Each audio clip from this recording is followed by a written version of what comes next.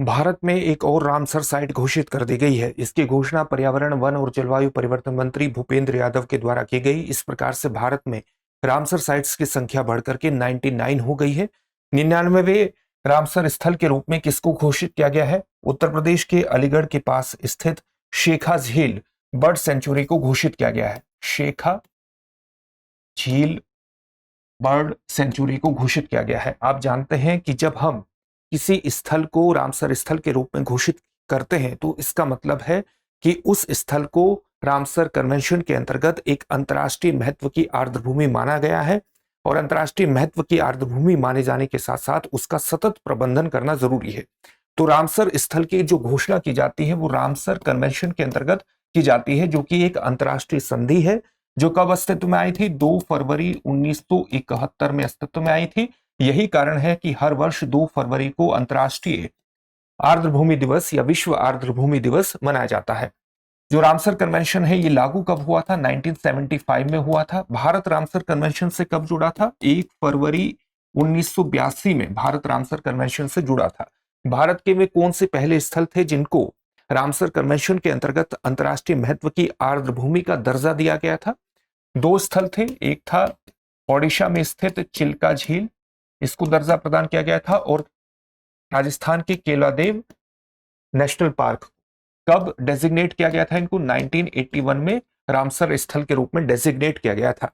अगर किसी स्थल को रामसर स्थल के रूप में मान्यता प्रदान की जाती है तो उसका सीधा सा मतलब क्या है कि उस क्षेत्र में जहां पर वो रामसर स्थल है उस क्षेत्र में वहां के पारिस्थितिकी तंत्र को बनाए रखने के अंतर्गत उसकी एक विशिष्ट भूमिका है। वो कई तरह के जलचरों, जल पक्षियों को आश्रय प्रदान करती हैं और साथ ही ग्राउंड वाटर रिचार्ज में उसकी विशिष्ट भूमिका है, क्योंकि आर्द्र भूमियों की भूमिका होती है ग्राउंड वाटर रिचार्ज में। न केवल आर्द्र भूमियों की भूमिका ग्राउंड वाटर रिचार्ज में होती है बल्कि ये कार्बन सिंक के रूप में भी काम करते हैं। और जब कार्बन सिंक के रूप में कार्बन को कैप्चर करने का काम करते हैं तो उसका सीधा सा मतलब है कि अगर वायुमंडल में अतिरिक्त कार्बन डाइऑक्साइड है और उसके सिंक के रूप में उसको कैप्चर करने का काम कर रहे हैं तो जलवायु परिवर्तन की समस्या के समाधान में भी इनकी एक विशिष्ट भूमिका है और इसलिए इनकी संरक्षण की जरूरत होती है। यहां पर आपके लिए यह भी जानना जरूरी है कि शेखा झील बर्ड सेंचुरी की मुख्य विशेषताएं क्या है वो हम जानेंगे, लेकिन उससे पहले इस बात को विशेष तौर से ध्यान में रखिएगा कि दृष्टि संस्थान का सिविल सर्विसेज डे सेल आपके लिए विशेष रूप से उपयोगी हो सकता है, क्योंकि आपको दृष्टि लर्निंग ऐप पर उपलब्ध पीसीएस के सभी ऑनलाइन कोर्सेज और टेस्ट सीरीज पर 23 अप्रैल तक 50% तक की छूट प्राप्त हो रही है। इसके अलावा आप बुक्स पर भी 25% की छूट प्राप्त कर सकते हैं। इस छूट का लाभ उठाने के लिए अभी डाउनलोड कीजिए दृष्टि लर्निंग ऐप या आप डिस्क्रिप्शन में दिए गए लिंक पर जाकर अपने आप को रजिस्टर करा सकते हैं। इस छूट का लाभ उठा सकते हैं। अगर आपको किसी भी प्रकार का डाउट है तो आप 8750187501 पर कॉल करिएगा और जहां पर भी जिस भी कोर्स से आप जुड़ना चाहते हैं उस पर 50% तक की छूट के साथ आप जुड़ सकते हैं और सफलता की दिशा में आगे बढ़ सकते हैं।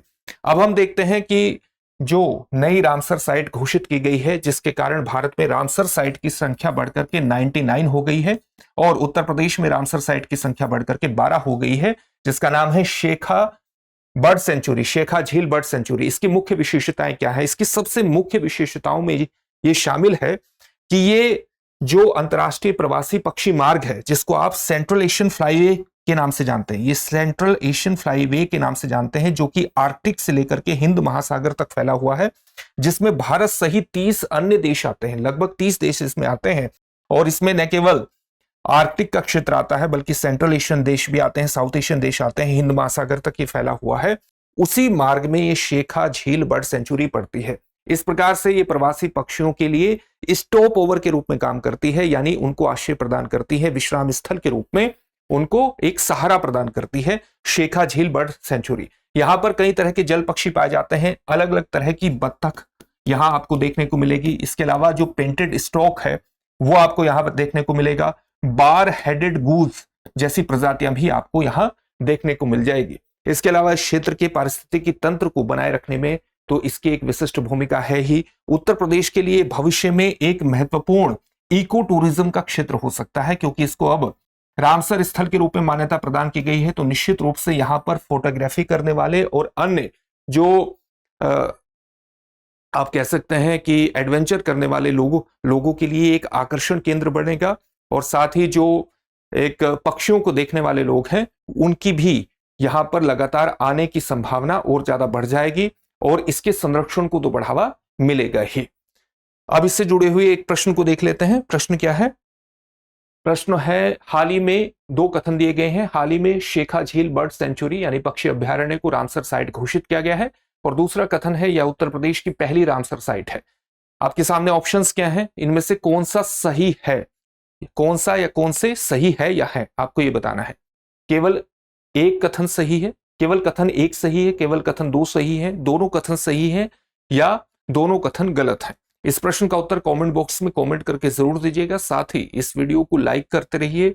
हमारी जो भी वीडियो आती हैं अगर आपको पसंद आती हैं तो उनको लाइक करते रहिए, शेयर करते रहिए, चैनल को सब्सक्राइब जरूर कर दीजिएगा। फिर से नए सेशन में मिलेंगे। धन्यवाद। अब एग्जाम की तैयारी को और बेहतर करने के लिए हमारे चैनल को लाइक, शेयर और सब्सक्राइब करना ना भूलें।